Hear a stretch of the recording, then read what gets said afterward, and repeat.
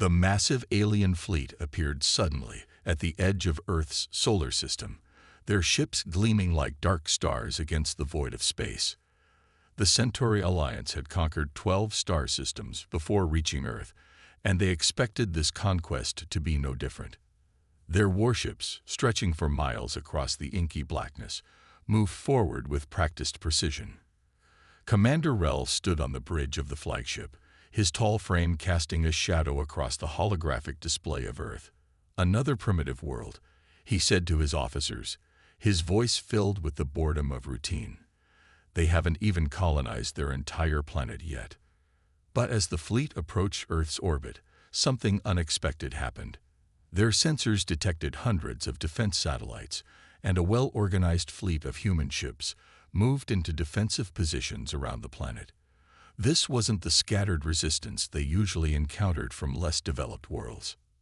"Sir," one of Rel's officers called out, "we're receiving a transmission. It's being broadcast on all frequencies, in perfect Centauri language." Rel's 4 eyes blinked in surprise. "Put it through," he ordered, expecting to hear pleas for mercy or desperate threats. Instead, a calm, steady voice filled the bridge. "This is Admiral James of the Earth Defense Fleet.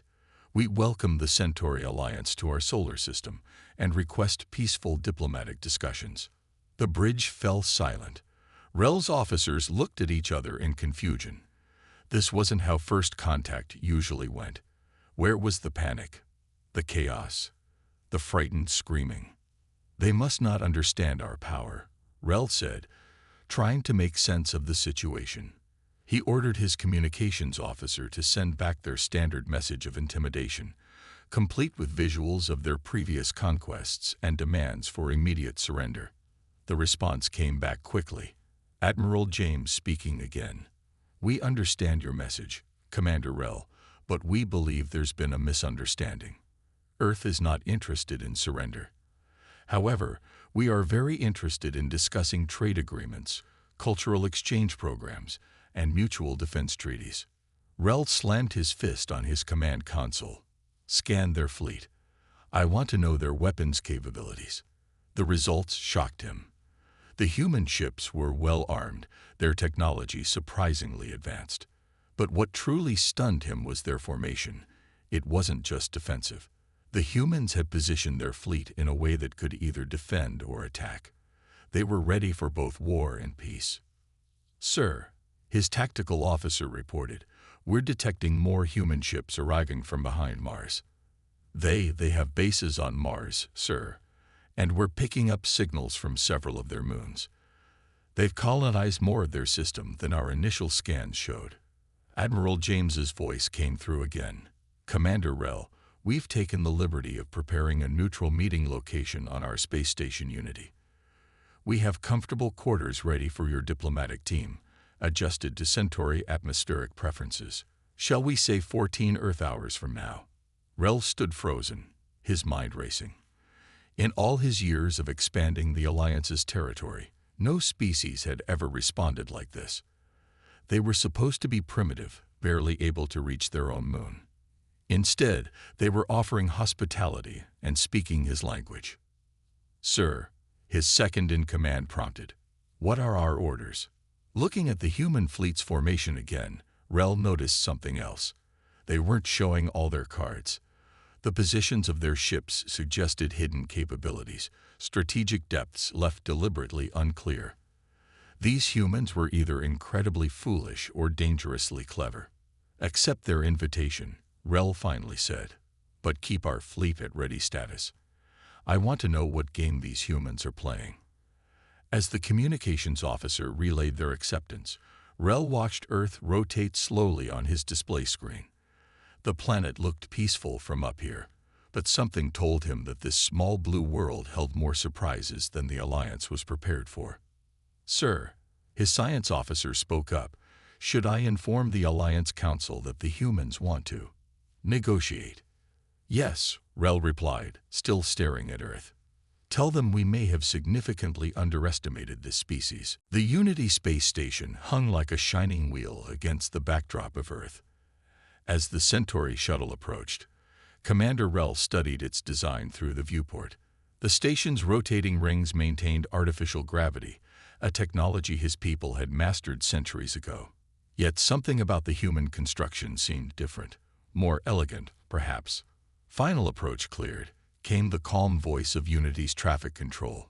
"Welcome to humanity's first international space station, Commander." Inside the main diplomatic chamber, Tom Miller adjusted his simple blue suit one last time. As Earth's chief negotiator, he had studied every scrap of data their stealth probes had gathered about the Centauri. He knew their customs, their body language, and most importantly, their expectations. The chamber doors slid open. Commander Rel entered with his delegation, their tall frames and 4 eyes scanning every corner of the room.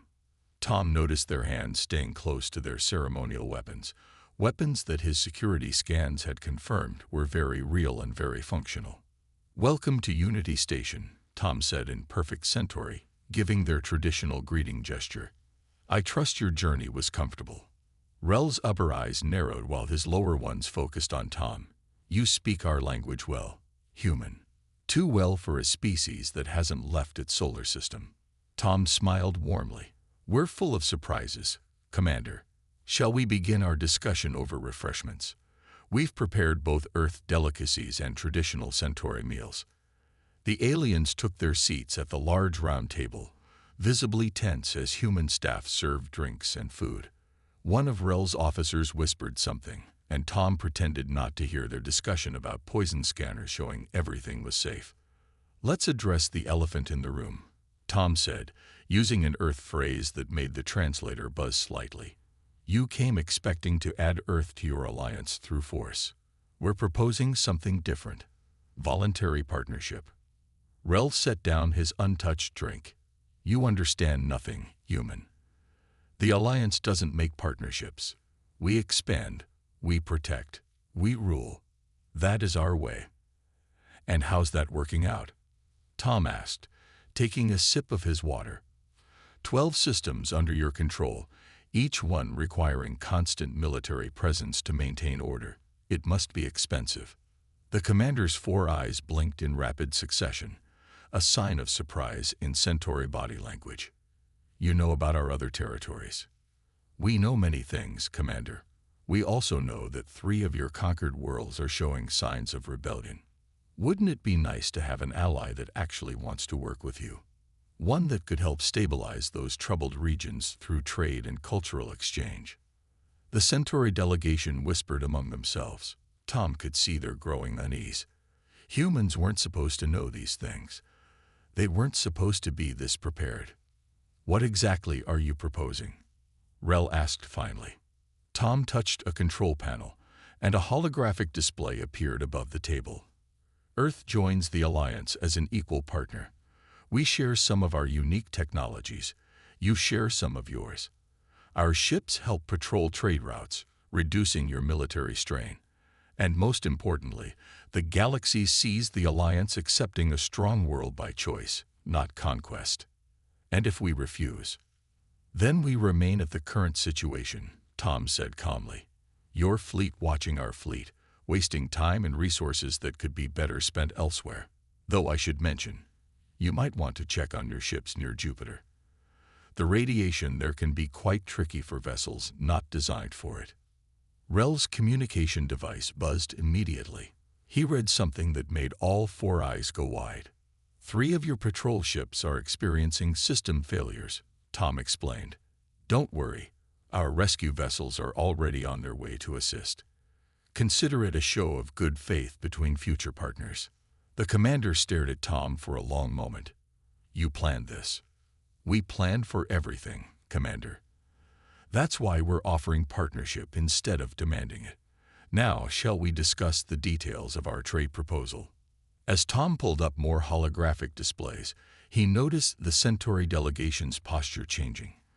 For the first time, they were starting to look uncertain about who really held the power in these negotiations. Commander Rel stood in the observation deck of his flagship, watching teams of human engineers help repair his stranded patrol ships near Jupiter.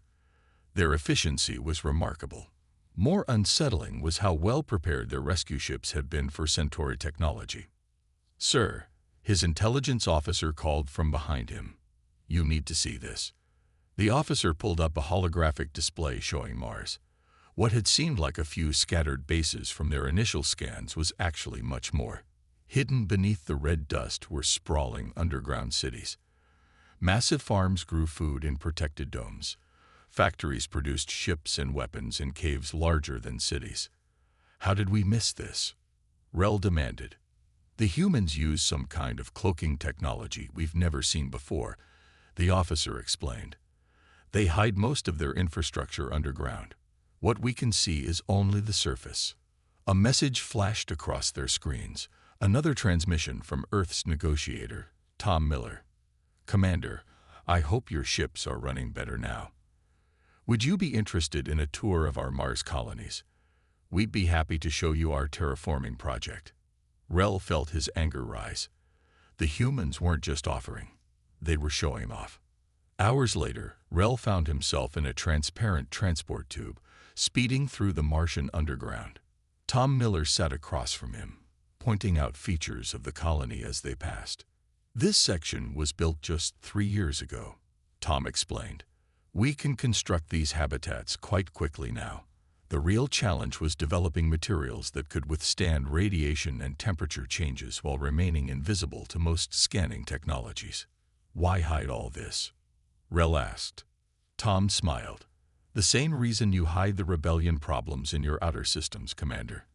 Information control is power." The transport car entered a massive cavern. Rel's 4 eyes widened at the sight. Dozens of ships were under construction, different from the ones they'd seen in Earth's defense fleet. These looked more advanced. "Our newest designs," Tom said casually. "We're particularly proud of the stealth systems. Would you believe we have similar shipyards on several asteroids? Quite helpful for spreading out our production capabilities." Rel's mind raced. If the humans had managed to hide all this from the Alliance's best scanning technology, what else were they hiding? Back on his flagship, Rel prepared his report to the Alliance Council. His communication officer interrupted with urgent news. "Sir, we've detected something strange. There are energy signatures coming from Earth's moon that weren't there before. They just appeared." The main screen showed the moon's surface. Where there had been nothing but craters before, now they could see the outline of massive structures emerging from beneath the surface. "Another message from Earth," the officer added. Tom Miller's voice filled the bridge. "Sorry about the light show, Commander. Regular maintenance on our lunar defense grid sometimes interferes with our cloaking systems. Nothing to worry about." Rel slammed his fist on his chair. "They're playing with us," he growled. His second-in-command stepped closer. "Sir, initial scans of those lunar structures. They're weapon platforms. Bigger than anything we have. They could have destroyed our entire fleet at any time." "And they wanted us to know that," Rel said quietly. "Send a priority message to the Council. Tell them," he paused, choosing his words carefully, "tell them that standard conquest protocols may need to be reconsidered in this case." As Rel watched more structures shimmer into view across the moon's surface, he understood what the humans were really saying. Their willingness to negotiate wasn't weakness, it was confidence. They didn't need to fight because they already held all the advantages. The question wasn't whether humans would join the Alliance anymore. The question was what other surprises they were still hiding, and how much the Alliance would have to give up to get them to share their secrets. The Alliance Council's message was clear: test their strength.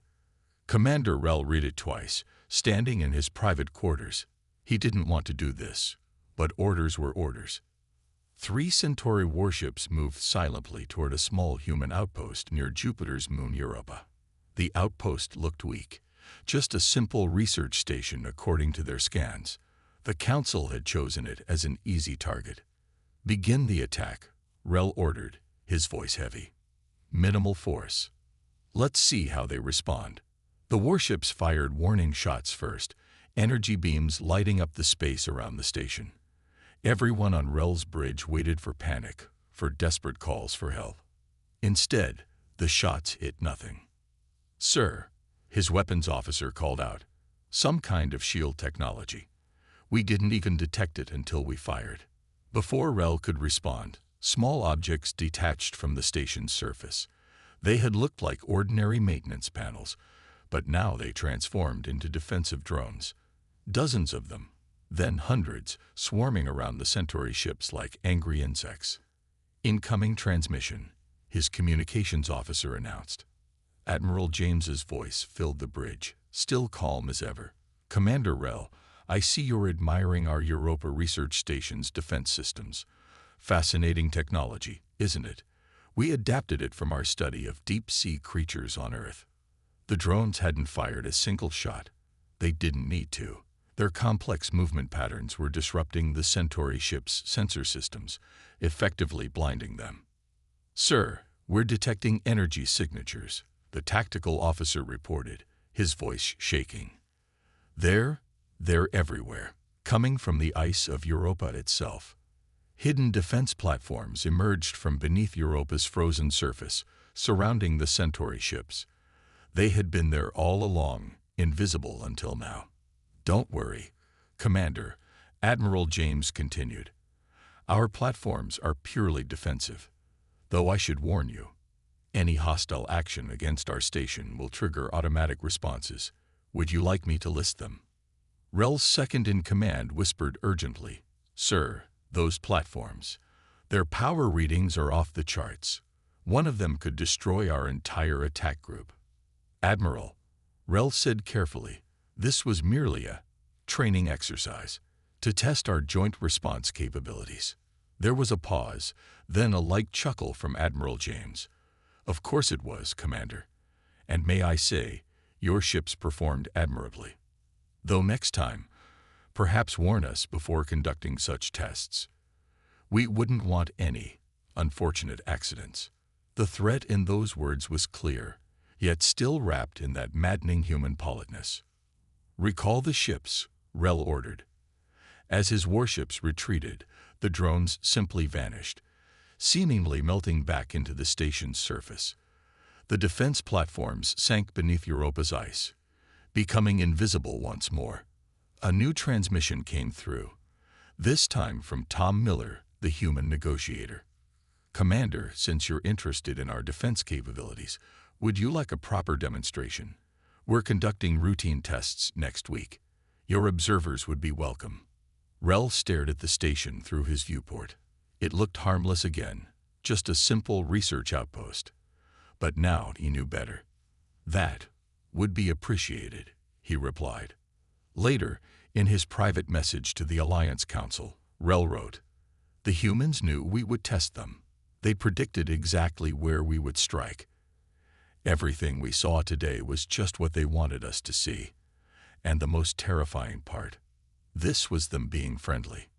He looked out at Jupiter's massive form, wondering what other secrets humans had hidden around their solar system. The Council had wanted to test human strength. Instead, they had revealed their own weakness. His communication panel lit up with a final message from Earth. "Commander Rel," Tom Miller's words scrolled across the screen. "We look forward to continuing our diplomatic discussions tomorrow. Oh, and don't worry about the test. We understand completely. After all, trust must be earned, on both sides." Rel leaned back in his chair, all four eyes closed in thought. The humans were always one step ahead, always prepared, always watching.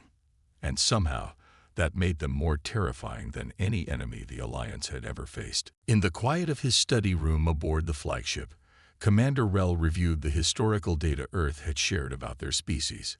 His intelligence team had spent days verifying it against their own observations, and what they found was troubling. "Play the summary again," he ordered his computer.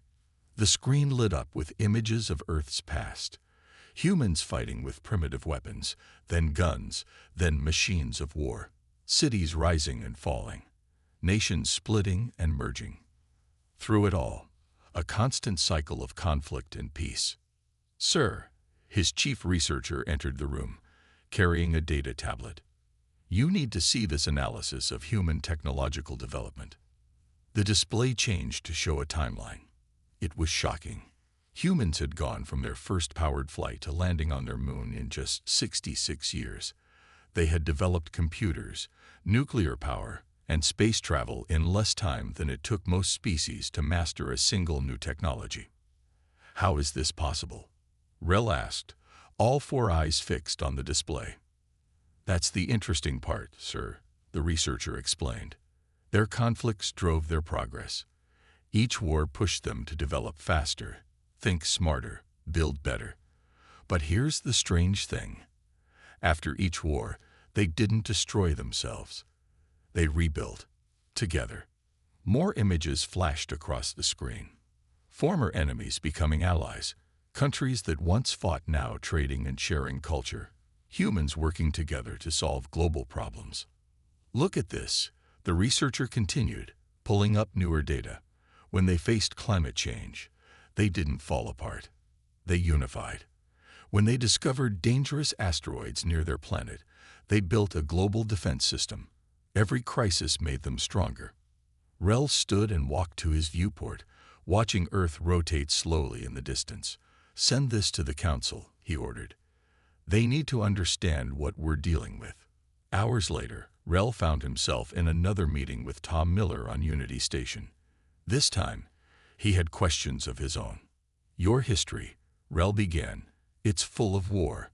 Yet here you are, united, offering peace to us. Why? Tom smiled. Because we learned from our past. Each conflict taught us something important, that working together is better than fighting alone. But you're still ready for war, Rel observed. All those hidden weapons, the defense systems. Of course, Tom replied. We learned that lesson too. Peace works best when you're strong enough to defend it, but strength doesn't mean you have to use it. A message flashed on Rel's communicator. The Council had reviewed his report. Their response was unexpected. Continue diplomatic talks. Priority level increased. Your people, Rel said slowly, they developed faster than any species we've encountered. Your technology, your unity, your strategies, all because of your conflicts. Tom leaned back in his chair, not because of the conflicts themselves, Commander, because of how we chose to respond to them. We could have destroyed ourselves many times. Instead, we chose to learn, to grow, to become better. The pieces were finally coming together in Rel's mind. The humans weren't just another species to be conquered. They were something the Alliance had never encountered before, a civilization that had faced destruction multiple times and emerged stronger each time. That's why you're negotiating with us, Rel realized. You don't want to fight, not because you can't, but because we know exactly what war costs, Tom finished. We've paid that price enough times in our history. Now we choose a different path. Peace through strength, cooperation through understanding. As Rel prepared to leave, Tom handed him one final data crystal. Here's something else your council might find interesting. Our plans for the next century. We believe in transparency with our friends. Rel took the crystal, understanding the message. The humans were showing him their future plans not out of weakness, but as a sign of trust. And perhaps, he realized, that was the most powerful weapon they had shown yet. The meeting room on Unity Station fell silent as Admiral James stood up. Behind him, a large screen showed star maps of the galaxy. Commander Rel and the Centauri delegation sat across the table, waiting for what they thought would be another diplomatic discussion. They were wrong. It's time we showed you something, Admiral James said. With a simple hand gesture, he changed the display. Suddenly, the star map lit up with hundreds of small dots, spreading far beyond Earth's solar system. Rel leaned forward, his four eyes widening. What are these? Our observation posts. Admiral James replied calmly. We've had them in place for the last 30 years, watching, learning, understanding. The Centauri delegation burst into confused whispers. Their own scans had shown humans confined to their solar system. This was impossible. You're bluffing, one of Rel's officers said. We would have detected them. Tom Miller, sitting beside the Admiral, smiled. Would you? The same way you detected our bases on Mars, our weapons platforms around Europa. He tapped a control, and more details appeared on the screen.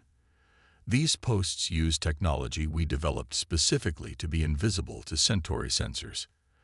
Admiral James continued, "We've known about the Alliance since you conquered the Proxima system 20 years ago. We watched how you operated, studied your technology, learned your strategies." Rel stood up suddenly, his chair scraping against the floor. "The rescue of our ships near Jupiter. You knew exactly how to fix our engines because we've been studying your technology for decades," Admiral James finished. "Those observation posts didn't just watch. They collected data, analyzed your ship designs, mapped your territory." The display changed again, showing detailed scans of Centauri worlds, military bases, and ship movements. Everything the Alliance thought was secret was there on the screen. "This is why you weren't surprised by our arrival," Rel said quietly. "You knew we were coming." "We knew you were coming 5 years ago," Tom confirmed. "When your fleet started its expansion in this direction, we began preparing. Those defense systems you saw, they weren't rushed into place. They've been waiting for years." Admiral James walked around the table, his voice still calm and friendly. "We could have attacked when you entered our system. Your ship's weak points were already programmed into our targeting systems. Instead, we chose to talk." "Why?" Rel demanded. "Why show us this now?" "Because it's time for honesty between future allies," Admiral James replied. "The Alliance needs to understand something important. Earth doesn't negotiate out of weakness. We negotiate because we choose to." Tom stood up and added, "We're showing you this because we want a real partnership. No more games, no more tests, no more hidden agendas. We know about the rebellions in your outer systems. We know about the rising costs of maintaining your military presence across 12 systems. We can help." The room fell quiet again as the implications sank in. The humans hadn't just prepared for the Centauri arrival. They had gathered enough intelligence to understand the Alliance's problems better than most of its own members.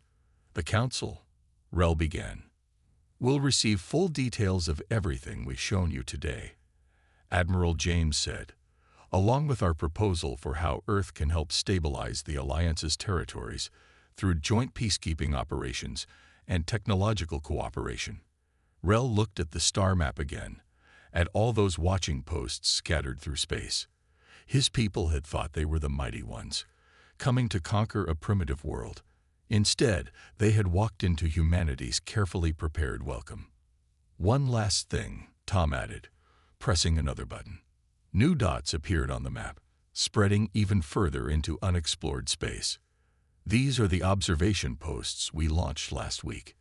Consider it a preview of how far our partnership could reach." Commander Rel sat back down, all 4 eyes blinking rapidly as he processed everything. The humans hadn't just outmaneuvered the Alliance. They had done it years ago, before the Centauri even knew there was a game being played. 1 month after the revelations on Unity Station, the Great Hall of the Alliance Council buzzed with activity.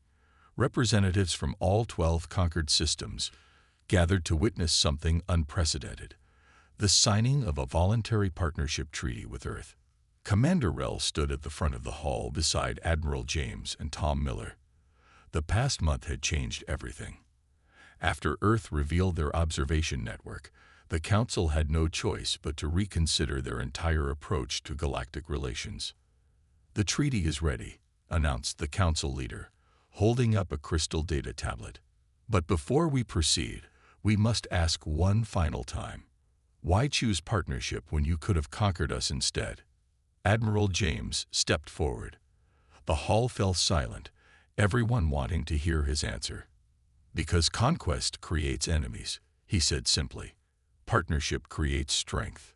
Tom Miller added, "In the last month alone, our joint patrols have reduced piracy in your outer systems by 60%. The rebellions are calming down now that we've helped establish fair trade routes. And that's just the beginning." The Council leader nodded slowly. "And your observation posts will now be joint operations," Admiral James replied. Your ships and ours, working together to map unexplored space. There are threats out there bigger than any of us. We'll face them better united than divided. Commander Rel watched as the treaty was formally displayed on the great screens around the hall. He remembered his first arrival at Earth, how certain he had been of human weakness. Now he understood. Humans had never been weak. They had simply learned a better way to be strong. The treaty signing began. One by one, representatives approached to add their marks. But it was more than just a document being signed. It was the birth of a new way of thinking. "Look at them," Tom said quietly to Rel, nodding toward the gathered representatives. "A month ago, they feared us. Now they're planning joint research projects and cultural exchange programs." Rel's 4 eyes scanned the crowd. He saw former enemies talking together, sharing ideas, making plans. "Your strategy worked perfectly," he admitted. "You knew showing us your true strength would force us to change." Admiral James smiled. "The best victories are the ones where everyone wins, Commander. Your alliance needed to evolve. We needed allies who understood both war and peace. Together, we're stronger than either of us could be alone." The final signatures were added to the treaty. Cheers erupted through the hall. But Rel noticed something interesting. The humans weren't celebrating their diplomatic victory.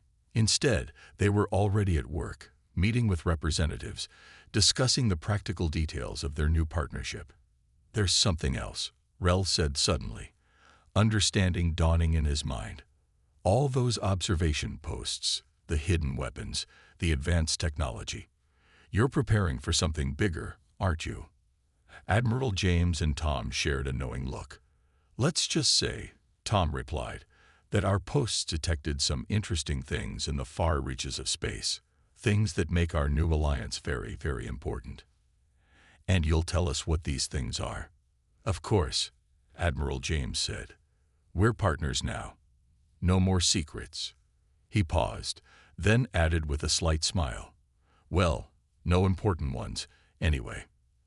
As the celebration continued around them, Rel looked out the hall's giant windows at the stars beyond.